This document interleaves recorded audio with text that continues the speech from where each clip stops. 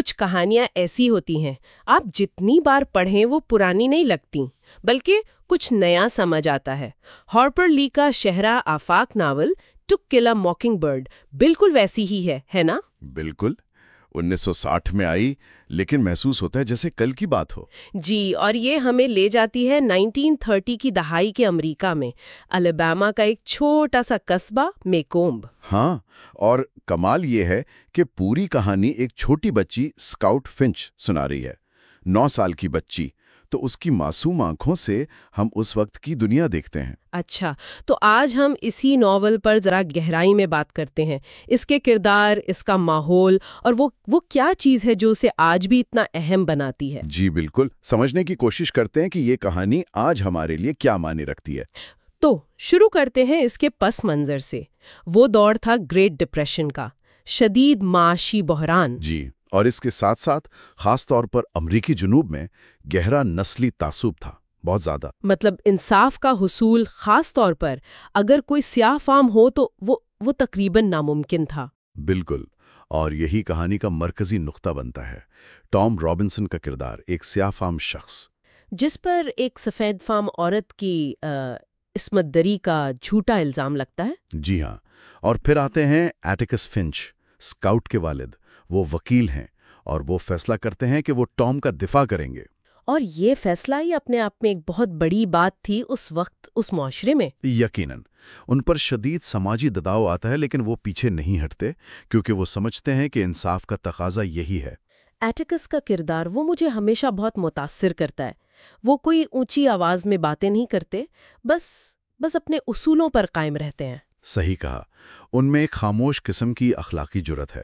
وہ جانتے ہیں کہ یہ مقدمہ جیتنا تقریباً ناممکن ہے، لوگ تعصب میں اندھے ہیں۔ ہاں، لیکن وہ پھر بھی صحیح کام کرنے پر اڑے رہتے ہیں۔ بالکل، اور یہ صرف عدالت کی بات نہیں، وہ اپنے بچوں کو بھی یہی سکھا رہے ہوتے ہیں، جم اور اسکاؤٹ کو، کہ بہادری صرف بندوق اٹھانا نہیں بلکہ تب بھی ڈٹے رہنا ہے جب آپ کو معلوم ہو کہ آپ ہاریں گے۔ مقدمے کے دوران کیا ہوتا ہے؟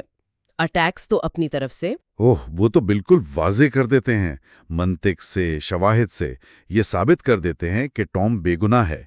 الزام لگانے والی لڑکی اور اس کے والد کے بیانات میں تضاد دکھا دیتے ہیں۔ لیکن نتیجہ وہی نکلتا ہے جس کا اندازہ تھا۔ جوری، جو سارے کے سارے سفید فام ہیں، وہ ٹام کو قصوروار ٹھہراتے ہیں۔ تمام ثبوتوں کے باوجود یہ تو سیدھا اس وقت کے نظام انصاف پر بلکہ پورے معاشرے پر ایک تنقید ہے۔ بالکل، یہ ناانصافی کی انتہا ہے۔ اور پھر ٹام کا جو انجام ہوتا ہے، وہ فرار کی کوشش کرتا ہے جیل سے اور اسے مار دیا جاتا ہے۔ بہت ہی المناک۔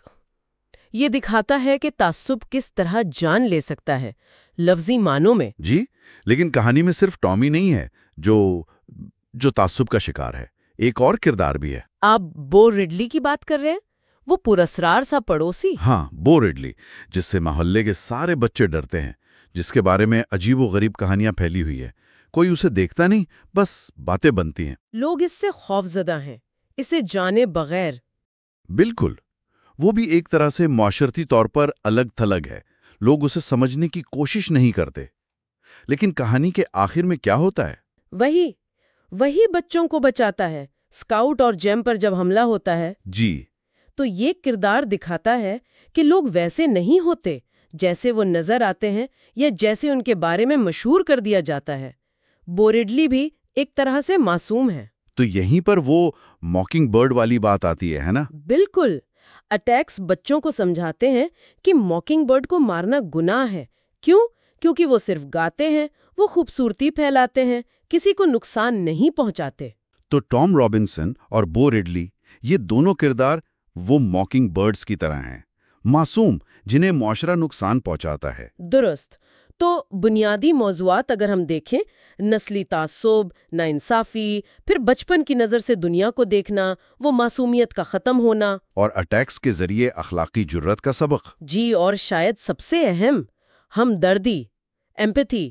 اٹیکس کی وہ بات کہ کسی کو سمجھنے کے لیے ہے، ایک سماجی تبصرہ۔ جی، اور اسی لیے اسے 1961 میں پولیتزر انعام ملا، اور آج تک یہ اسکولوں میں پڑھائی جاتی ہے، اس پر بات ہوتی ہے۔